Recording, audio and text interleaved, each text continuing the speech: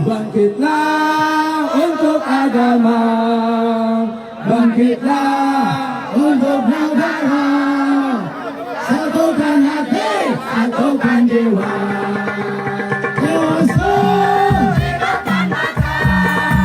Lawan dia sampai negara, agamanya negara tercinta. Kematian murah harganya, kematian murah harganya.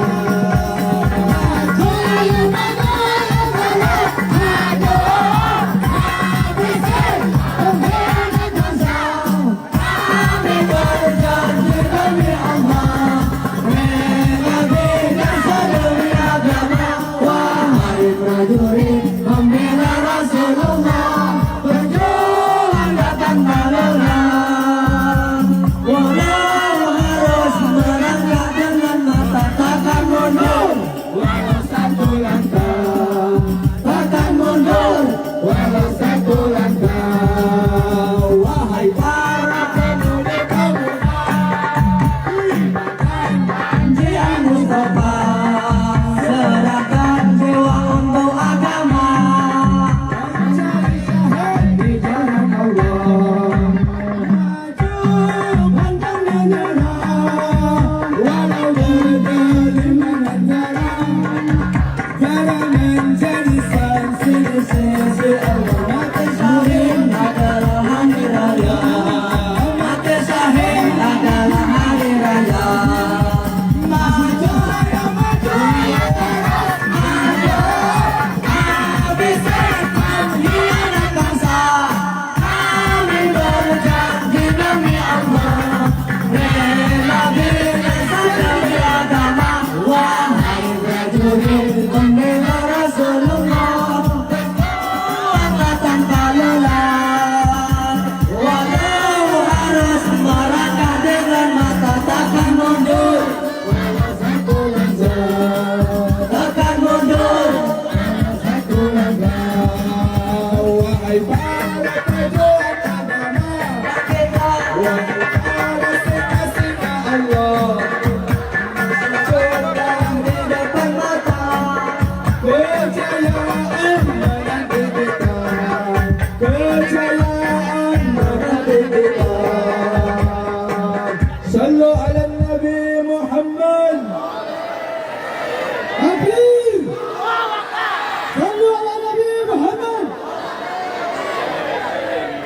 Hadirin kaum muslimin rahimakumullah, para pemuda-pemuda yang dengan setia menunggu daripada Habibana Al-Bahar di sini, saatnya telah tiba di hadapan kita.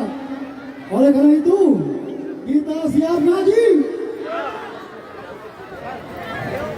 Kita kasih waktu seluas-luasnya untuk Habibana kita, Habibah bin Ali bin Samit. Waktu dan tempat kami persilahkan. Sallu ala Nabi Muhammad. Takbir.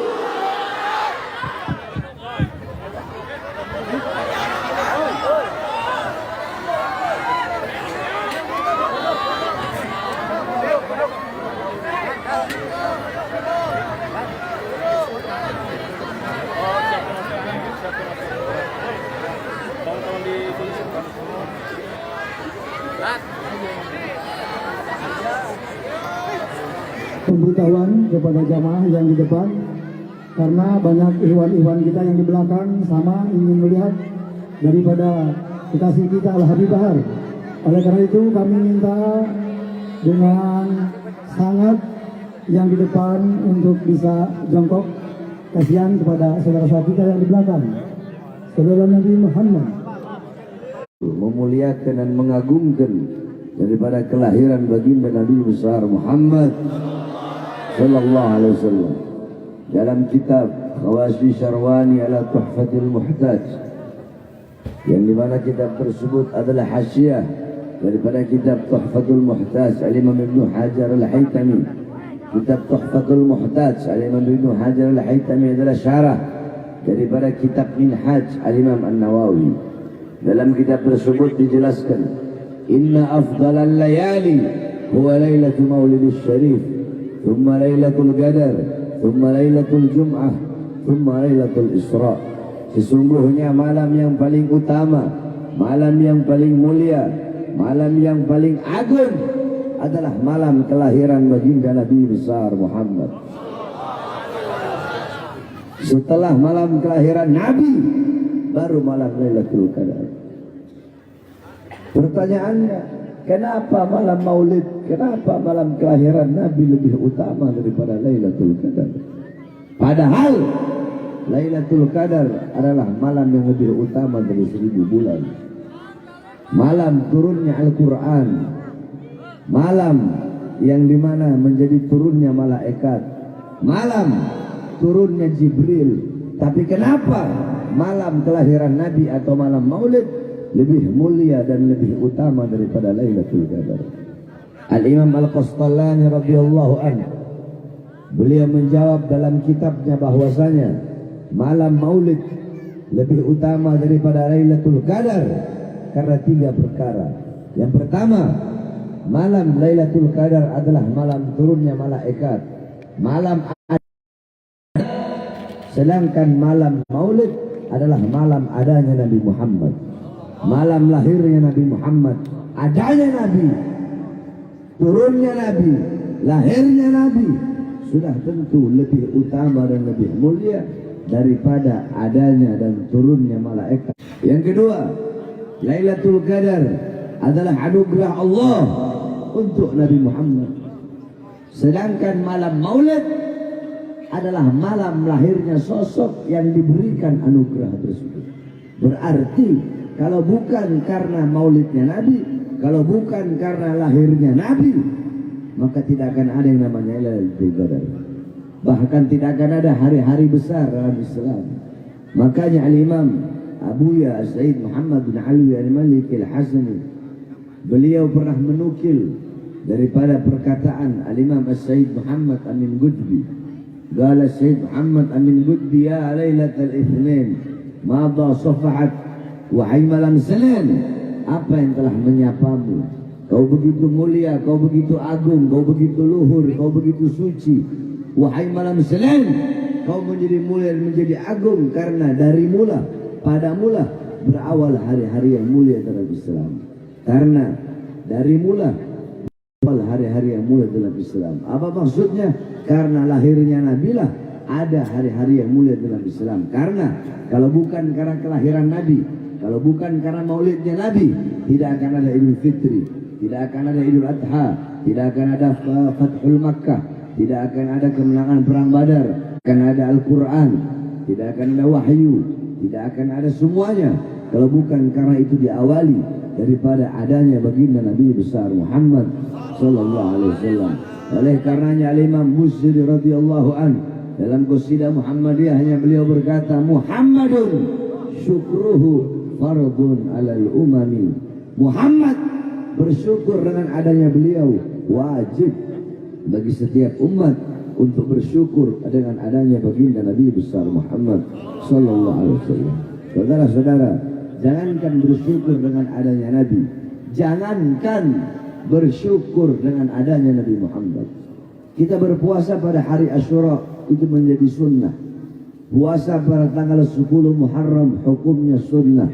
Karena Nabi Muhammad pernah bertanya kepada orang Yahudi Madinah akan puasa mereka pada tanggal 10. Biarin aja itu mau pakai flash mau apa biarin.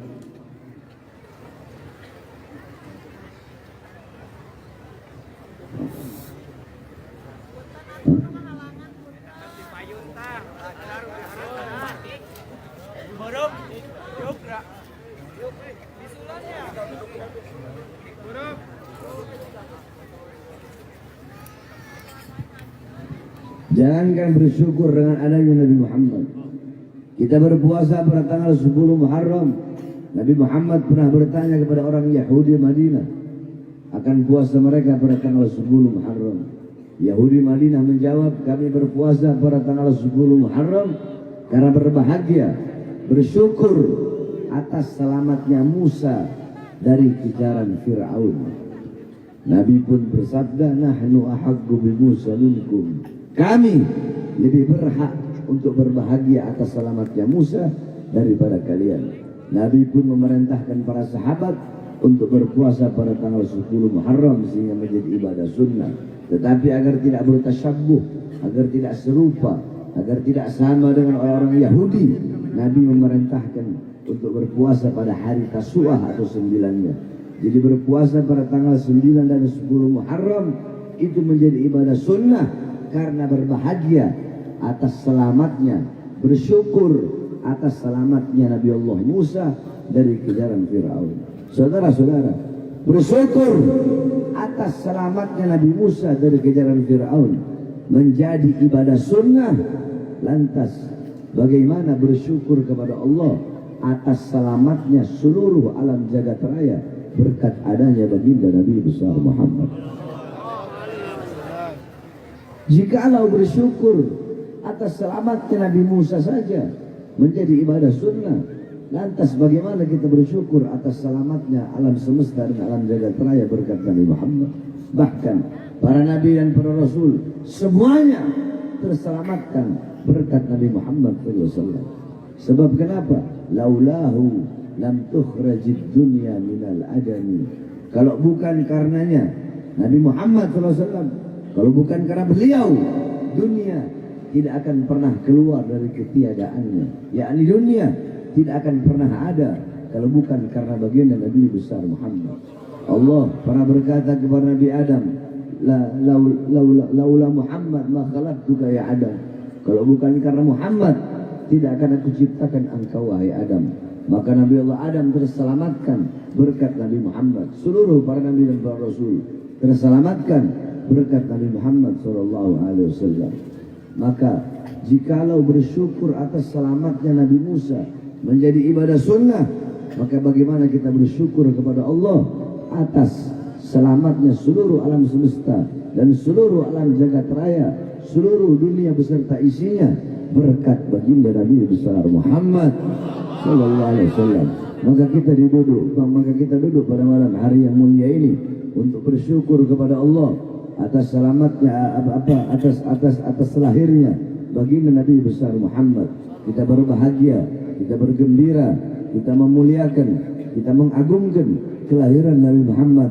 Walaupun udah bukan bulan Rabiul Awal, tetapi ingat saudara-saudara, ini adalah Indonesia, yang dimana Indonesia adalah satu-satunya negara yang paling banyak merayakan Maulid Nabi Muhammad SAW. Bukan hanya Rabiul Awal, mau Rabiul Awal, mau Rabiul Akhir, mau Jumadil Awal, mau Jumadil Akhir, tidak ada satupun negara di dunia ini yang dimana di setiap kalau udah masuk bulan Rabiul Awal, kalau udah masuk bulan Maulid, setiap gang-gang, lorong-lorong, kampung-kampung, surau-surau, musola-musola, masjid-masjid, lapangan-lapangan, setiap desa, kemudian kampung, kemudian wilayah, kabupaten, kota, kemudian daerah-daerah, seluruh Indonesia dari Sabang sampai Merauke pasti merayakan Maulid Nabi Muhammad SAW. Tidak heran kita umat Islam Indonesia menjadi umat yang begitu dicintai dan dirindukan oleh baginda Nabi besar Muhammad SAW. Sebagaimana Abuya Sayyid Muhammad bin Alwi al-Maliki, beliau pernah berziarah ke Madinah. Ketika ziarah di depan kuburnya Nabi Muhammad SAW, beliau melihat Rasulullah yaqdatan, dalam keadaan sadar, keadaan terjaga. Beliau lihat Nabi Muhammad. Di belakang Nabi ada sekelompok umat. Beliau bertanya, ya Rasulullah, siapa umat yang ada di belakangmu itu? Rasulullah menjawab, mereka adalah umatku, yaitu umat Islam Indonesia. Kenapa? Saudara-saudara, kita dicintai oleh Nabi karena tidak ada di seluruh negara yang ada di dunia ini negara yang lebih banyak merayakan Maulid Nabi, yang lebih banyak mengadakan Maulid Nabi, yang lebih banyak daripada setiap kampung-kampungnya membuat acara Maulid Nabi Muhammad. Tidak ada yang lebih banyak seperti negara yang kita cintai, yaitu negara Kesatuan Republik Indonesia.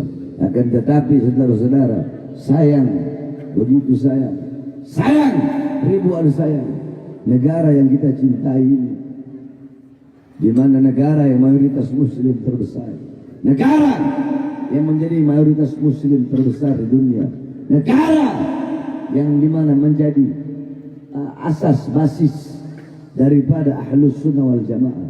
Ahlus sunnah wal jamaah, akidah Asy'ari Maturidi, mazhab Syafi'i, aswaja terbesar itu ada di Indonesia. Akan tetapi sayang seribu sayang, Indonesia yang dimana mayoritas muslim, Indonesia yang dimana dikatakan sebagai Hadramut Tsani, Hadramut kedua, karena begitu banyak para anak cucu Rasulullah SAW. Indonesia yang sangat banyak ulamanya, banyak para kiai-kiainya. Indonesia yang begitu banyak pondok-pondok pesantrennya, yang begitu banyak masjidnya. Indonesia yang begitu banyak para ulamanya. Indonesia yang ahlus sunnah wal jamaah terbesar di dunia. 1 tahun yang lalu di negara Indonesia yang kita cintai ini ada salah satu daripada anak cucu Rasulullah, ada salah satu daripada seorang Habib, seorang anak cucu Rasulullah yang mengadakan maulid Nabi Muhammad SAW. Beliau bergembira dengan lahir datuknya, beliau berbahagia dengan kelahiran datuknya, yaitu Nabi Muhammad. Beliau memuliakan, beliau mengagungkan hari kelahiran daripada datuknya, yaitu baginda Nabi besar Muhammad. Beliau buat acara maulid, beliau bikin acara maulid Nabi Muhammad. Berkumpul para ulama, berkumpul para habaib yang memberikan ilmu, memberikan hikmah, memberikan nasihat saudara-saudara. Akan tetapi beliau setelah membuat acara maulid, beliau ditangkap saudara-saudara, beliau ditahan, beliau dipenjara oleh penguasa saudara-saudara, oleh penguasa yang dimana penguasa negara yang mayoritas ahlus sunnah wal jamaah, penguasa yang ada di negara yang paling banyak ulama, habaib, kiai dan masjid serta musholanya, penguasa yang di mana di negara yang mayoritas muslim terbesar ditangkap, dipenjara. Bukan hanya itu, beliau diikuti 6 pengawal beliau dibunuh, 6 laskar beliau, 6 murid beliau dibunuh, dibantai, kuku-kukunya dicopot saudara-saudara, ditembak dadanya, yang dibui karena merayakan maulid Nabi Muhammad kecuali sosok Al-Habib Muhammad Rizik bin Husain bin Ziyad.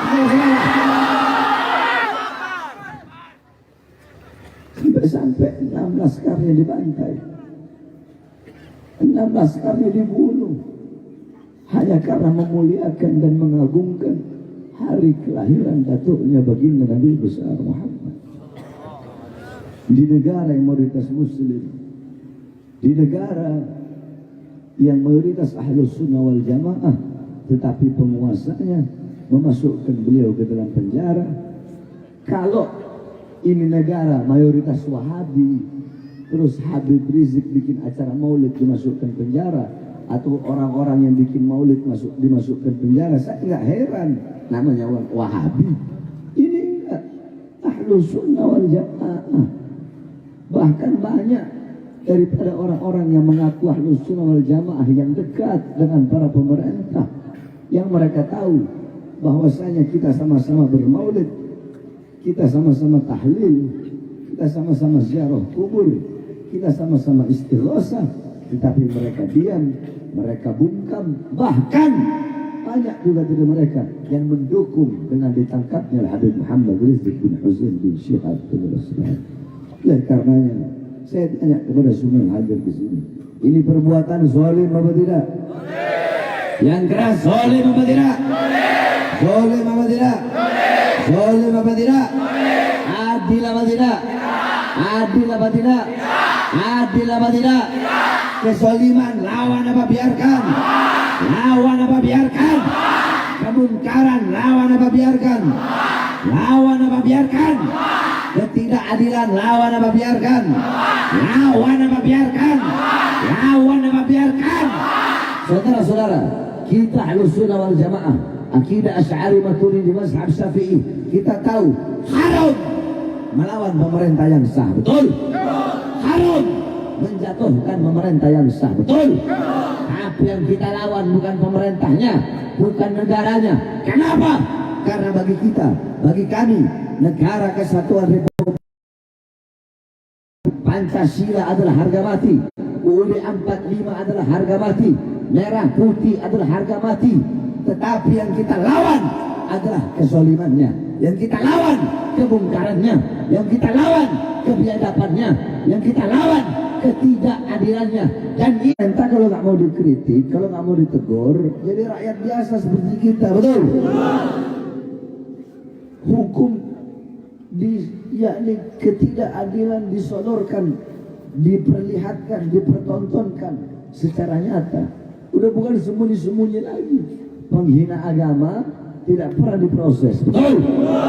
Tapi kalau kita orang yang selalu mengkritik penguasa yang berseberangan, begitu dilaporkan langsung diproses, langsung dipanggil jadi saksi, dari saksi langsung jadi tersangka, jadi tersangka langsung ditahan. Adil apa tidak? Adil apa tidak? Ketidakadilan dipertontonkan dengan nyata. Saudara-saudara, Al-Habib Muhammad Rizik bin Husain bin Syihab, beliau diborgol kedua tangannya hanya gara-gara maulid Nabi Muhammad.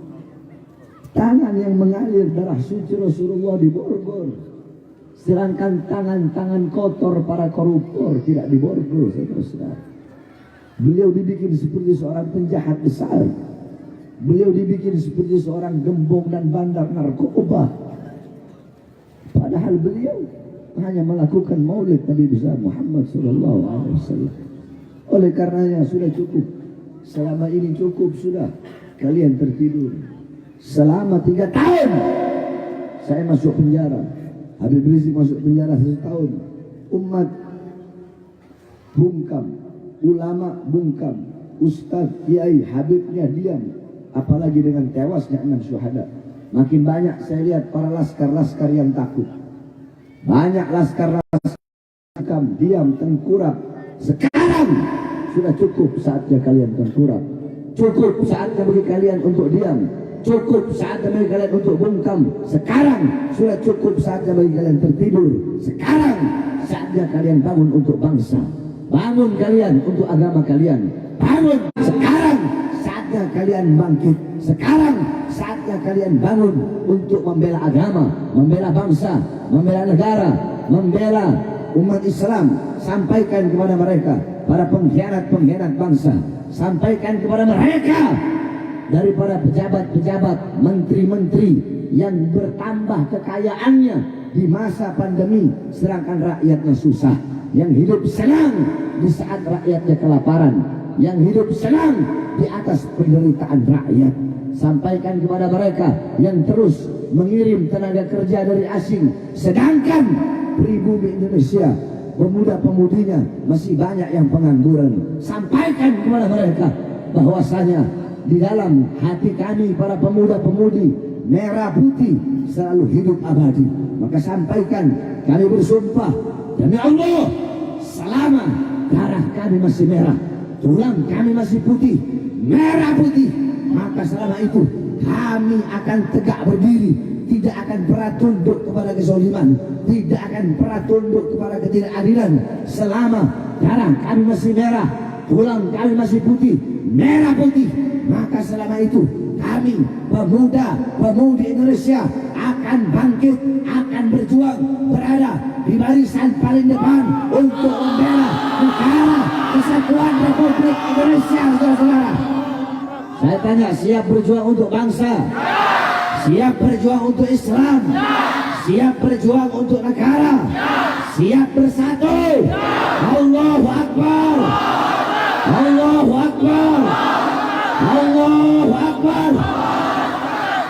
Kita sekaligus haul daripada 6 syuhada. Saya sampaikan kepada kalian, khususnya para laskar, saudara-saudara, 6 syuhada tersebut mereka telah membuktikan kecintaannya kepada anak cucu Nabi Muhammad. Ente ini semua nih, ente semua, ente semua nih yang hadir di sini.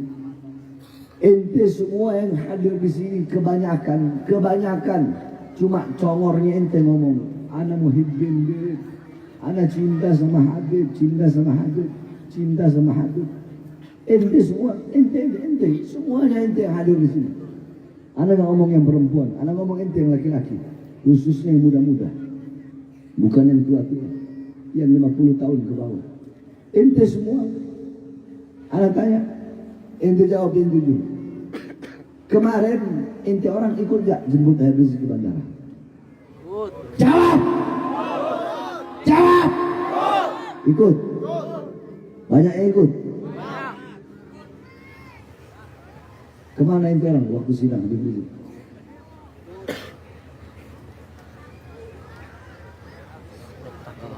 Nyadar diri ente? Nyadar diri gak? Hei! Jangan ketawa. Jangan mes-mes sama orang. Anda nggak bercanda. Ente orang yang undang Habib Rizik datang ke Indonesia. Ente sambut di bandara jutaan orang. Ketika beliau masuk penjara di sidang, kemana? Yang ada hanya ibu-ibu. Itu pun sedikit ibu-ibu dari Jakarta. Kemana itu orangnya laki-laki? Semenjak 6 pengawal dibunuh, ente diem, ente ketakutan, tengkurap, takut di penjara. Bagaimana ente mau berjuang dibunuh? Di penjara aja ente takut. Mengeluarkan tenaga, harta sedikit untuk pergi dari Purwakarta hadir sidang aja ente gak mau. Terus ente mau ngomong, saya pecinta ulama, saya pecinta Habib Rizik. Hei, pendusta kalian. Lihat kelak di akhirat. Orang yang kalian akui, saya cinta kepada Habib ini, di akhirat Habib itu yang dizolimi, nanti di akhirat akan mengadukan diamnya dan bungkamnya kalian kepada kakeknya Nabi Muhammad SAW. Kami akan menjadi saksi atas bungkamnya kalian, diamnya kalian, atas apa yang dilakukan oleh penguasa kepada anak cucu Rasulullah SAW. Okelah anak. Nggak perlu, kalau anak nggak perlu, karena anak bukan siapa-siapa. Tapi Habib Rizik, jutaan orang datang ke bandara. Ente orang ikut jemput, semua dari Purwakarta, dari mana-mana datang. Kemana waktu sidang? Sidang pertama, sidang kedua, sidang ketiga, sidang keempat, nggak ada. Yang ada hanya ibu-ibu. Terus congor kalian mau ngomong pecinta Habib Rizik, congor kalian bilang pecinta Habib Bahar, pecinta ulama, penjaga ulama. Bagaimana? Oleh karenanya hadirin sekalian, dengan wafatnya 6 laskar, khususnya para laskar. Hei, kalian para laskar, para pejuang, dengarkan. Dengan wafatnya 6 laskar, itu menjadi bukti kecintaan mereka kepada anak cucu Nabi Muhammad. Lihat bagaimana keberanian mereka. Sampai-sampai nyawa, jiwa mereka melayang. Nyawa mereka korbankan, jiwa mereka korbankan, darah mereka tumpahkan demi membela Habib Rizik sebagai anak cucu Rasulullah. Itu yang baru namanya cinta, saudara-saudara. Itu yang baru namanya pengorbanan. Itu bukti yang benar-benar nyata daripada cinta. Karena cinta tempatnya bukan hanya di mulut, saudara-saudara. Ngomong cinta, kehujanan aja nggak adil. Alasan jauh, capek, hujan, apapun kalian dijadikan alasan. Itu bohong, kalian hanya ikut-ikutan. Lihat 6 orang tersebut. Itu adalah bukti daripada kecintaan mereka. Itu tujuan daripada hidup mereka. Mati membela Islam.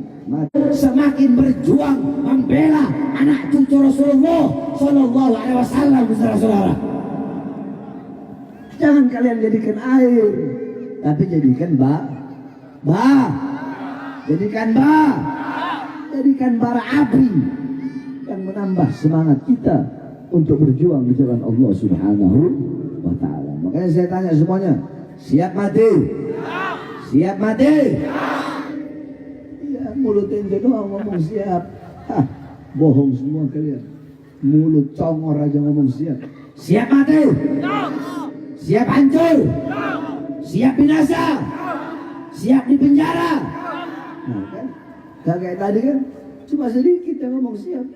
Tadi semuanya ngomong siap. Begitu anak tegur, hanya sedikit kita ngomong siap. Disitulah kelihatan mana munafik, mana enggaknya. Saudara-saudara, saya Bahar bin Smith. Kalian masih ingat 1 tahun 6 bulan yang lalu, waktu saya baru keluar dari penjara di lapas Cibinong. Masih ingat gak? Masih ingat kan? Siang saya keluar, malamnya saya ceramah. Betul? Malam kan saya ceramah. Ya, saya ceramah membela rakyat. Iya kan? Saya ceramah, saya bahas, Jokowi, Presiden, kenapa? Apa rakyat kau kurung dalam rumah, tidak kau kasih makan, kau mau bikin mati rakyat? Kenapa warung-warung kecil milik pribumi kau tutup, mal-mal milik orang-orang asing kenapa tetap buka? Kenapa tenaga kerja asing tetap kau kirim dari luar negeri? Itu ceramah saya bela rakyat bukan? Saya tanya, bela rakyat bukan? Siapa yang saya bela? Siapa yang saya bela? Siapa yang saya bela? Rakyat yang saya bela. Walaupun saya tahu resikonya saya masuk penjara. Saya tahu itu bukan enggak. Saya tahu kalau ini saya ceramah.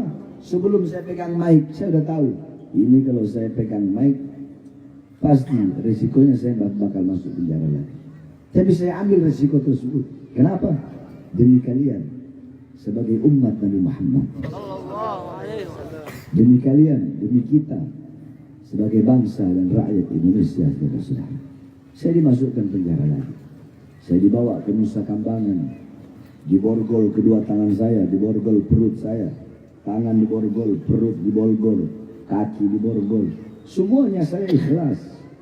Karena risiko paling kecil bagi kami adalah di penjara. Risiko yang paling besar kami